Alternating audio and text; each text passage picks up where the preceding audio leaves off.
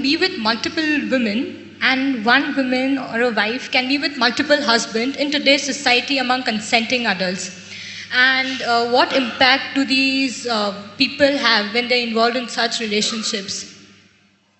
Well, there are many aspects. So historically, you know, there has been a Drowpathi who had 5 husbands, all right? This has been a matriarchal society where in many parts of the country, even today in some parts of the country, it's still practiced that 5 brothers are married to 1 woman. These things were done at a certain time when the social situations were such. Or men were married to more than 1 woman. This was mainly because men died more often than women. Today, both men and women are outside, both may get killed, that's different. But at that time, largely women stayed home because she was continuously pregnant. From the age of 14 to 45, 50, she's almost all the time either she's pregnant or she has a young child. This is how life used to be. So because of that, she stayed home and she took care of the property and the agriculture and stuff. Man went out to do business or for war or something else, he went out. So men always died more often. So generally, in most societies in the past, the number of men was much less than the number of women, always. This has been the state all across the world. So naturally, when so many women were there, they needed care and they needed support in the society, and those days a woman could not exist by herself.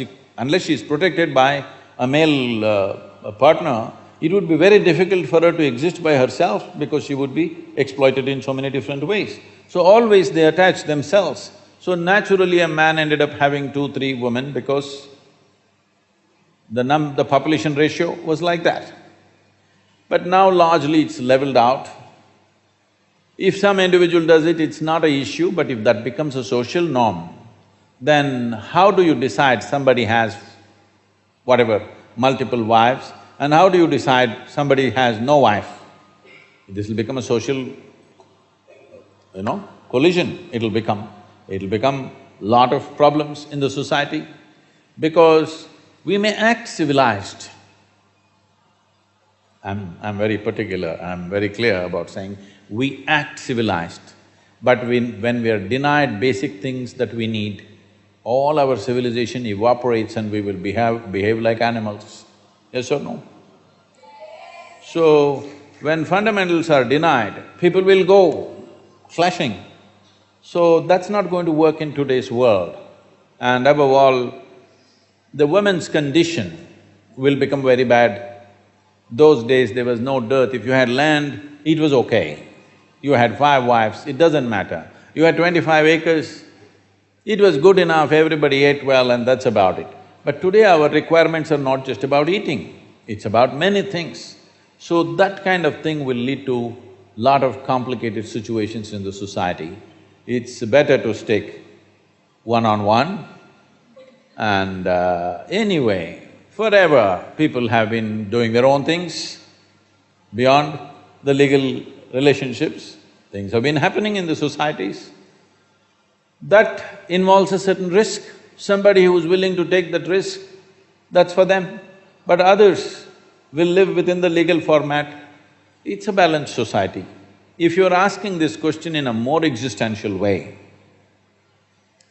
well, see, this is a certain framework of not just of bone and muscle and flesh, there is a certain energy framework.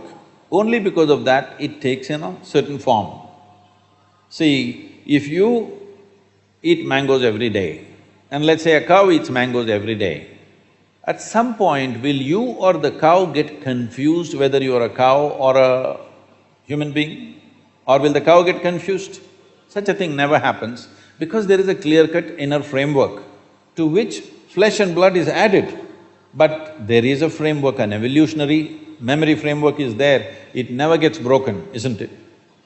So in this framework, how strong you keep this framework, how much integrity is there to this energy framework will determine many things about your life, many aspects of your life. Especially if you want to raise this life to another level of function, it's very important you maintain this integrity.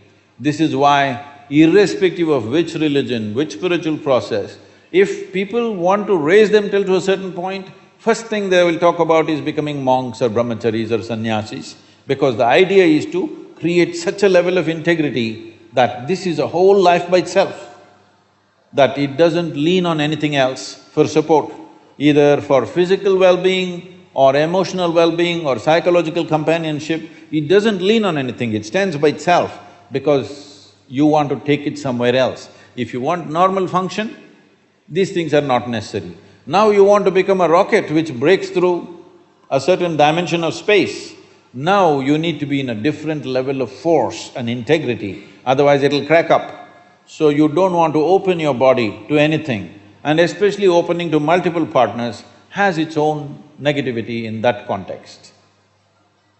How much pain, and you look at Draupathi's life, how much volatility, how much pain, how much suffering she went through in her life, and how much pain and suffering she caused because of her anger and jealousy and whatever else. So, these things happen for variety of reasons. You can't blame everything on that one aspect, but that aspect also has a say in these aspects, because you're opening up your memory body, your energetic body, which is essentially ruled by memory, to variety of memories.